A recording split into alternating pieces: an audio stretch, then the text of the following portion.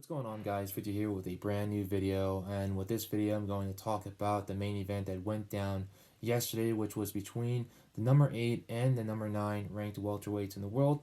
Michael Chiesa, ranked number 8, versus Neil Magny, ranked at number 9. Obviously, since these guys are right next to each other, they're trying to beat each other for that next big money fight. Obviously, both these fighters have gone through a murderous row of competitors before meeting one another, and both these guys are also riding win streaks at the same time.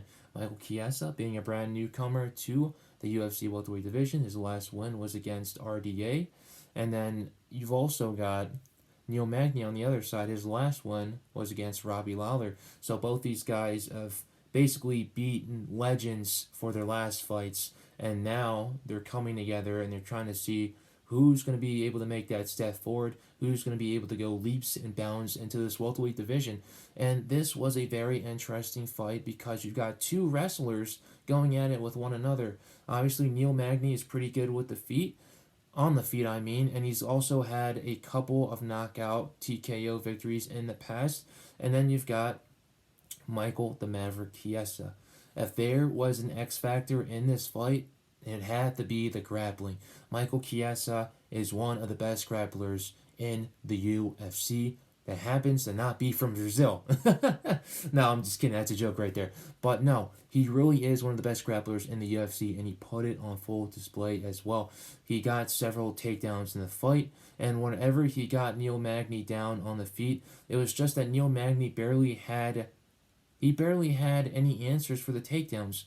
Like I said, Chiesa was a stand-up wrestler in high school, and then you mix that stand-up wrestling with Brazilian Jiu-Jitsu. That's a deadly combination to have.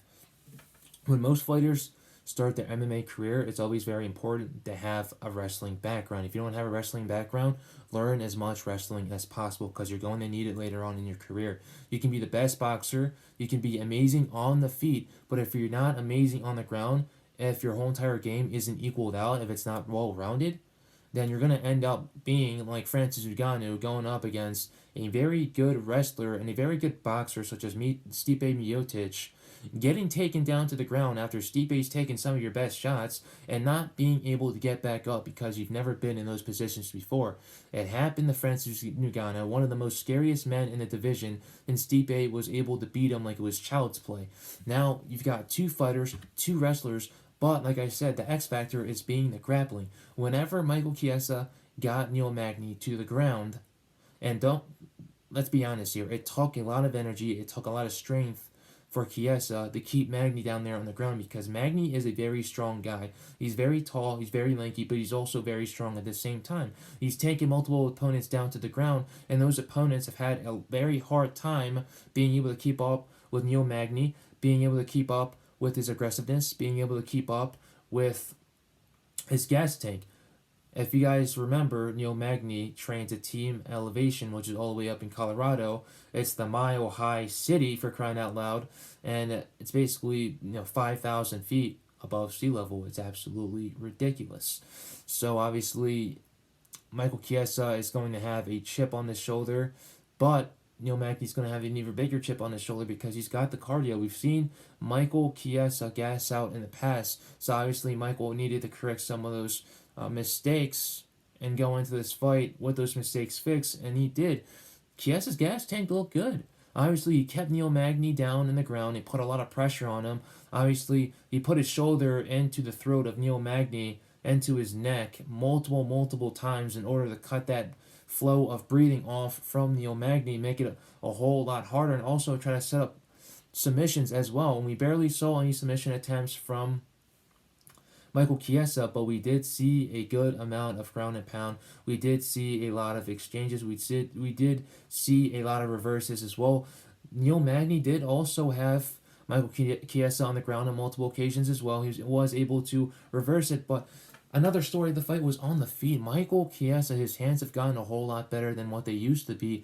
Obviously, his bread and butter was the grappling, it was the wrestling, and also being able to submit guys. But when he ended up getting submitted by Anthony Pettis a couple fights back, he realized that he's going to have to develop his game on the feet if he really wants to get a shot at a title in the future.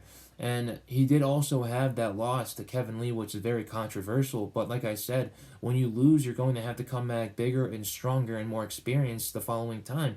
And Michael Chiesa has definitely proved that. Facing a guy such as Neil Magny, who's been on this win streak lately, who's been on a tear, and he's been fighting a lot of good competition up to this point, and being able to not only outclass him on the ground, but also outclass him on the feet. And there were times during the later rounds where Michael Chiesa got tired, but he was able to dig deep inside of his soul, and be able to scrap it out with Neil Magny. And don't get me wrong, Neil Magny did have his moments in this fight, but it wasn't on the ground. It was mostly on the feet. He's able to rock Chiesa a number of times, but not to the point where he's able to knock Chiesa down.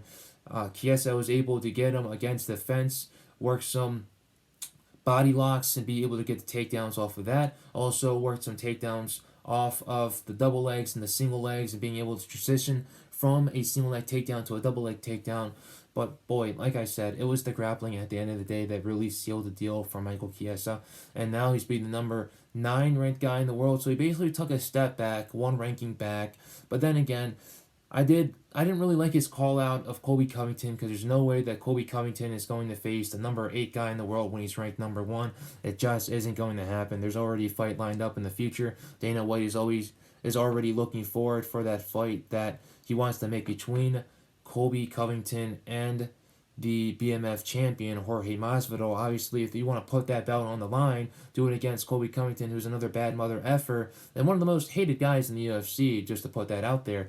But other than that, if I were Michael Chiesa, I'd be looking at that fight between Khamzat Chimaev and Leon Edwards very, very closely. Obviously, he did take a good amount of punishment during this fight, and that fight between Chimaev and Edwards is supposed to go down in March. But I would ask Dana to be an alternate for that fight if someone were to pull out. This fight has already been made a couple of times, multiple times, at least 2 times, and now we're going to make it for the 3rd time. Obviously, 3rd time has usually been the charm with the UFC, but if this fight doesn't go through, there should be a backup, because if it falls through for the 3rd time, then there's just no sense in making it ever again. We've had this issue multiple times. There's Yair versus Zabit. That fight's been made for about 4 or 5 times.